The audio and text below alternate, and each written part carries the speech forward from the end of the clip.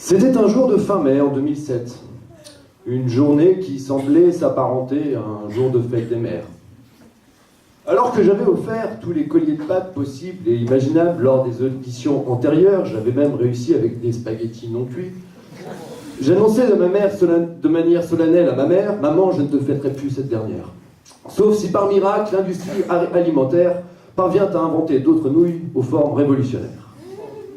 J'ajoutais à cela, et ce très fièrement, le sentant pousser des ailes de féministes militants: « Oui, ces conneries issues du régime de Vichy, tu ne crois tout de même pas que les valeurs du foyer familial sont elles aussi travail, famille, patrie, ou alors ça me ferait bien mal. » Bon, en réalité, ce n'est pas que je voulais blesser maman. Non, c'est plutôt que je n'avais pas un rôle.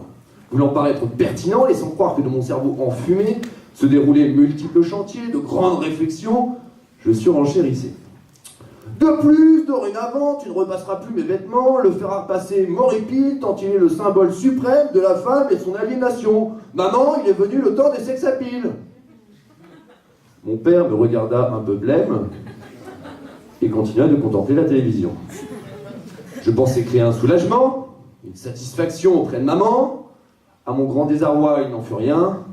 Sa colère fut double, j'avais pas l'air malin.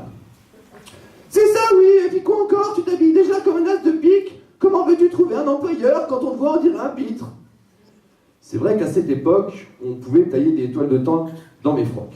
J'avais une sacrée dégaine, barbe de 16 semaines, soit 13 mm à peine. J'avais les cheveux longs, l'air con et impertinent, des pullovers trop grands. En fait, comme maintenant, mais en plus jeune et moins fashion.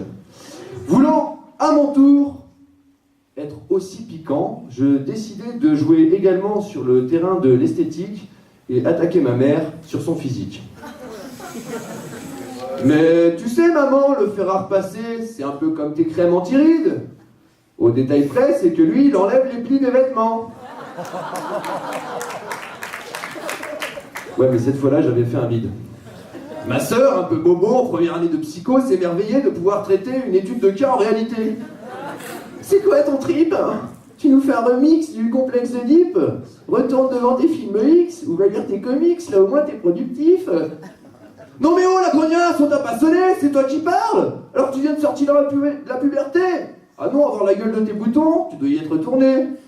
Écoute-moi bien la gueulon, premièrement j'emmerde Freud, deuxièmement j'emmerde Freud, et pour conclure, j'emmerde Freud.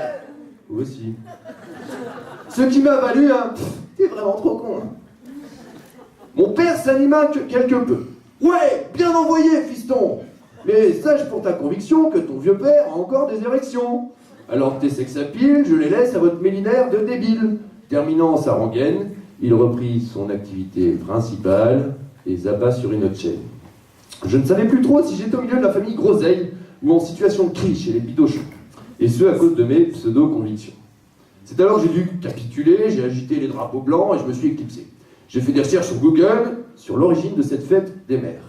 À cette occasion, je me suis senti quelque peu gogol. Car oui, en réalité, cette dernière ne venait pas de ce sale maréchal, mais d'une fête de 1906 récompensant les mères françaises ayant eu des nombres d'enfants balèzes. Je suis revenu sur mes positions. La femme comme instrument de nationalisation, non. La femme comme instrument de procréation, pourquoi pas. Ce soir-là, je n'ai pas mangé, voulant faire croire un signe de contestation, car en réalité, c'était une surprise que j'étais en train de préparer. Cette année-là, encore, ce sont les coquillettes ficelées qu'à son cou, maman a dû accrocher.